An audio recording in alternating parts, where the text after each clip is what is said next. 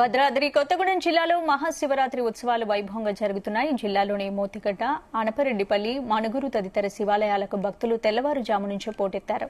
కొలువైన నీలకంఠేశ్వర స్వామి ఆలయానికి ఉదయం నుండి భక్తులు బారులు తీరారు. మణుగురులోని నీలకంఠేశ్వర స్వామి ఆలయం నుంచి మరింత సమాచారం మా ప్రతినిధి తిరుపతిరావు అందిస్తారు.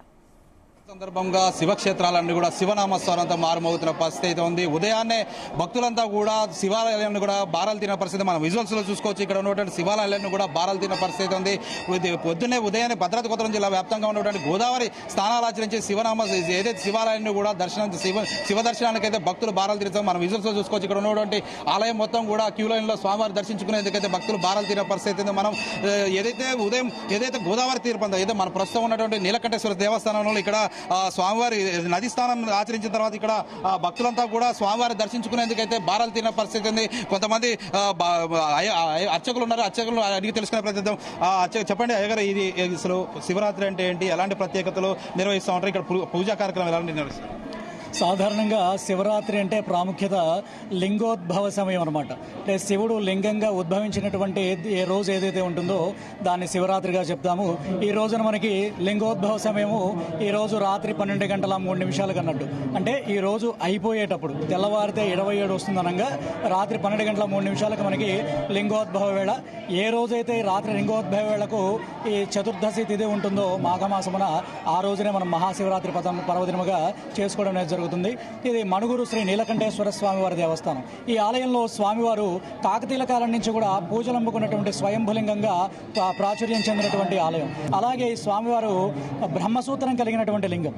బ్రహ్మసూత్రం కలిగినటువంటి లింగం దగ్గర ఒక శివాలయాన్ని, సాధారణ శివాలయాలు 1,000 శివాలయాలు వచ్చేటువంటి పుణ్యం ఫలితం ఈ యొక్క బ్రహ్మసూత్ర లింగాన్ని ఒకటి దర్శించేస్తే వస్తుంది. అలాగే మహాశివరాత్రిని పురస్కరించుకుని ఈ రోజు ఉదయాన్నే 3 గంటలకు స్వామివారికి మహాన్యాసపూర్వక ఏకాదశ రుద్రాభిషేకంలో జరిపించి ఆ తర్వాత స్వామివారు అమ్మవారి ఉత్సవమూర్తుల్ని పవిత్ర గోదావరి నదీ తీరానికి పంపించి ఆ పవిత్ర నదీ తీర స్నానం ఆచరించిన తర్వాత ఆ స్వామివారులను నూతన వధూవరులుగా తీర్చిదిద్ది మరి తిరిగి స్వామివారి ఆలయానికి తీసుకురావడం జరుగుతుంది. తదనంతరం మధ్యాహ్నం 12 గంటల వరకు కూడా స్వామివారికి రుద్రాభిషేకంలో ప్రత్యేక పూజా కైంకర్యములు నిర్వహించి 12 గంటల 30 నిమిషములకు నాగాభరణ అలంకరణ అలాగే మహానైవేద్యం వేడుక కూడా అత్యంత వైభవోపేతంగా నిర్వహించడం జరుగుతుంది. తిరిగి సాయంత్రం 4 గంటల నుంచి స్వామివారి దర్శనం భక్తులకి అందుబాటులో ఉంటుంది.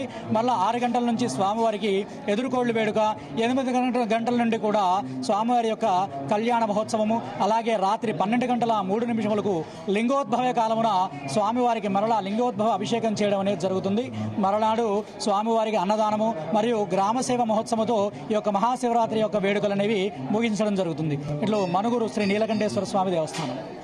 వెంకయ్య గారు, చెప్పండి, మీరు ఎక్కడి నుంచి వచ్చారు, అసలు ఇక్కడ స్వామివారి దర్శించుకుని మీకు ఎలా అనిపిస్తూ ఉంటుంది?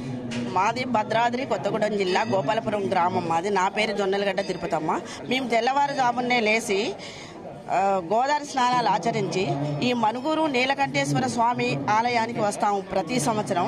కానీ ఈ స్వామి దగ్గరకు వచ్చి ఏ మొక్కుకున్నా ఏం కోరుకున్నా తప్పకుండా తీరుస్తాడు. మాకు జరిగింది అది మా నమ్మకం. భక్తులంతా కూడా ఇక్కడికి తండోపతండాలుగా వస్తూ ఉంటారు. కానీ ఈ ఆలయంలో జాగరణ కూడా చాలా బాగా జరుగుతుంది. జాగరణ, కళ్యాణోత్సవం ఇవి జరుగుతాయి. అవి చూడటానికి ప్రతి సంవత్సరం మేము ఇక్కడికి వస్తాము. మొత్తంగా చూసుకుంటే మాత్రం ఉదయం నుంచి కూడా భక్తులంతా బారాలు తినే పరిస్థితి ఉంది. ఈరోజు స్వామివారిని దర్శించుకున్న అంతరం ఈ రోజు సాయంకాలం రాత్రి 9 గంటలకు కూడా స్వామివారి ఏదైతే కళ్యాణ కార్యక్రమాలు నిర్వహిస్తామంటారో సాయంకాలం ఏదైతే 12 గంటలకి లింగోద్భవ సమయానికి స్వామివారికి ప్రత్యేక అభిషేక కార్యక్రమాలు నిర్వహిస్తామని అయితే ఇక్కడ అర్చకులు చెప్తున్న పరిస్థితి. ఇదేమైనా ఈ రోజు ఉదయం నుంచి కూడా భక్తులైతే బారాలు తిన్న పరిస్థితి ఉంది. శివనామ స్వరం అయితే శివాలయాలను కూడా మారుమోగుతున్నాయి. ఇటు భద్రాద్రి కొత్తగూడెం జిల్లా వ్యాప్తంగా ఇటు మణుగురు, మోతిగడ్డ, అనపరెడ్డిపల్లిలో ఉన్నటువంటి కాకతీయుల నాటి దేవాలయాలన్నీ కూడా శివనామ స్వరంతో మారుమోగుతున్న పరిస్థితి. ఇది కూడా తాజా పరిస్థితి. కెమెరా పర్సన్ కంచు శ్రీనివాస్తో తిరుపతిరావు, జీతుల భద్రాద్రి కొత్తగూడెం జిల్లా.